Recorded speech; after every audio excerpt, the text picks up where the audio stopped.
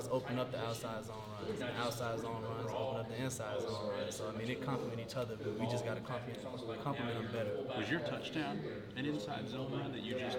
No, it was an outside zone. It was an outside zone? Yeah. Okay. I could have hit it inside. It looked like you were looking inside and then you... Yeah, I was trying to trick the safety. He was coming inside and I went outside. How much freedom do you have with those zone runs? Not too much of freedom. I got reads I go off of, so depending on the defensive front, I read the tackle or the tight end. Depending on who kicks him out or put him inside, I go in or outside of those spots. Because a lot of people see inside run, why are they running up the middle? I don't know how much of that is like dictated by the play call, how much is dictated by what you see, what you do. I mean, a lot of it is play call. I mean, play call, we go through our reads and we try to stick to them. So if it's an inside zone run, a run more than likely going to be inside. If it's outside, it's an outside zone run. Brian, there's a Georgia state legislator that has proposed allowing college athletes to benefit from their name, image, likeness, get paid in the future. You're a senior, so it wouldn't affect you, I assume. But what do you think of that idea that you guys should be able to get paid from an outside entity, whether it's a dealership or autographs, signing autographs, that kind of thing? I mean, I'm pretty sure the players behind me would appreciate that a lot. I mean, players that were ahead of me too, as well. I mean, because a lot of the stuff people like to say like, all the people come to the games to watch the players, or they got that player's jersey on, even though it's not his name on the back. I mean, but we know. I mean, it's just something that's a part of everything. I mean, those people have to deal with those people that make those decisions. I mean, they're the best people to make those decisions for the players and the community and people. So, I mean, I just let that stuff stay with them. How's the focus been this week? I mean, with Florida up next, it kind of looks like a de facto SEC East Division championship game. Has there been an edge to it? Do you enjoy getting ready for the Florida game? I mean, yeah, I get ready. I mean, I love getting ready for every game. I just love football. I love practice. I love the team. Everything, preparation. The harder I prep for the game, I mean, I just know how much better I'll be in the game. So, I mean, we just work on, Florida every other period, and we just try to get better ourselves, like outside zone runs. Coach was asked yesterday about how you guys dressed going dog walk, or the suits and the shoes and everything. He said that was it something y'all try to outdo each other with? I'm ask you though, is that true or not? Some of y'all try to outdo each other, don't you? Or not? I mean, sometimes, really with the shoes during dog walk is the most important. Like, you gotta have a good pair of shoes on. The suit is the suit. Some people might add in some jewelry, a necklace or something like that, but I mean, if you got on the suit, you kind of just don't want to wear dress shoes every time, so you'll kind of put on like some different kind of shoes, spice it up a little bit. But I feel like sometimes we have a competition with each other, and sometimes somebody just want to dress up even better. So it's just like, okay, I see what you got going on today. Who's got the best kicks? It depends. It depends on what kind of shoes you like, because designer shoes, a lot of people got a lot of those too. But dress shoes, I'm not sure. It's a lot of them. Saying Swift and Webb and Philly guys were. Yeah, they wear their designer shoes like every game, so it's like they might be winning right now.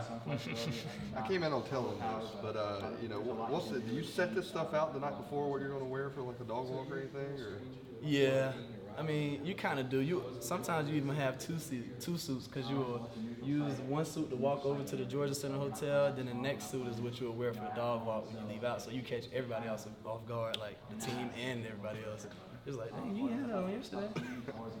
What would you, a tough situation you had in South Carolina games, you're over there riding a bike rather than playing in the game Georgia loses. How did you leave that game feeling? I mean, was it the type of thing where you think maybe you could have gone, or was it definitely you had no choice but to sit out and that maybe you could have made a difference? I'm just wondering. Then I like to think of myself as a tough guy. I don't really like to say I'm hurt, even if I got like a little injury or something. I'm gonna play through it. I'll never tell you I'm hurt unless you can see it.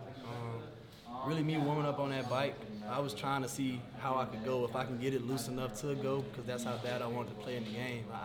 I've never missed a football game, so I didn't want to miss that one either.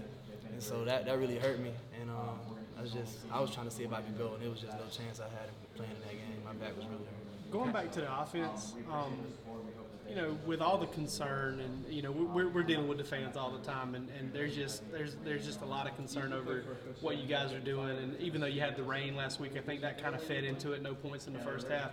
I mean, what would you say to anybody that does say they're really worried about your ability to move the ball and put the ball in the end zone right now?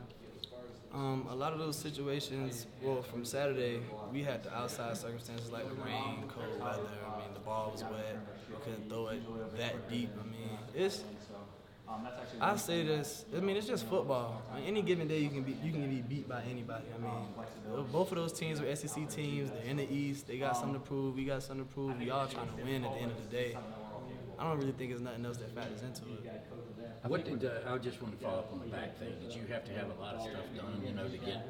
Like, do you feel fine now? And did you have to get a lot of work done to get back? No, I just did the regular treatment stuff: ice, heat, stem, massage, stretch. Sometimes they said my hamstrings is a little tight, so me stretching my hamstrings will help my lower back because it's all attached to the same to the pelvic area. So, I mean, I just did a lot of the treatment. It took probably like 4 days to get completely back right. So, I mean, I was good by the time the next practice days came up on Monday and Tuesday. I was ready to practice.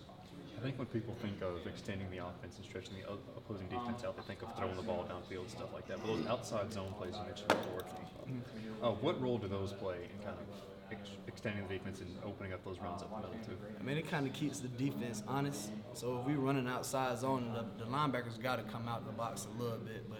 And if our line is running that way, then of course we'll get the linebackers to flow. We're trying to get the inside zones to open up as well. But throwing the ball definitely opens up the runs, period. All runs, outside zone and inside zone. How are those outside runs like when you're running, I guess, a little more parallel to the line? How are those different than what your mindset might be when you're on an inside zone? In the inside zone, most of the time I'm watching the linebackers as I get the ball. But this time I'm watching my offensive lineman as I get the ball on the outside zone to see where he puts the defensive end or the outside linebacker on that end. But the inside zone is kind of easier sometimes because you already looking at what's going on. You know where the double team's at most of the time. And on the stretch plays or outside zone plays, you don't really have a double team. You just got to read one good block, and that's just going to make the play. Where does this Georgia-Florida game fall for you? Obviously, you've had a lot of experience in it so far. It's obviously very meaningful this year. Every game falls in the same category to me. I treat every game the same. No matter it's the first game, scrimmage game, practice, scrimmage practice. I treat everything the same. I go out there and I go hard every play. I don't ever want to put bad film or tape out there. Every game is a big game. Every game is a championship. The next game is the biggest game. Does it being in Jacksonville have a special feel to it by chance? Or? Nah, it's just football. I mean, if anything, it's just like an NFL stadium. It doesn't look as decorated as a college, but it doesn't feel any different. What do you tell a guy like Eli who's never been there? You had a chance to give some of these newbies an idea of what this is? I haven't really thought about it. Like, I haven't thought about Eli hasn't been there yet. I'll just say, when I do tell him, I just say it's red on one side and blue on the other side. Yeah. I mean, it's loud in there though. And they got. It's always a good game, I would say. Getting back to this close thing that has me fascinated, do y'all have competitions between the running backs on who looks the best, or did anybody show up one time and you were like, man, you look good today? Yeah, it's kind of like every other game. Sometimes basically it's every game. We'll walk like, oh, you got money, you got some good shoes right there. Or like some people have on like a trench coat, like suit. Like it's cool. I mean, we always try to come looking good. We don't want to look bad, but it's never like I'm gonna look the best today. It's just like I want to dress up nice. I want to look presentable. That makes you feel good walking through the dog walk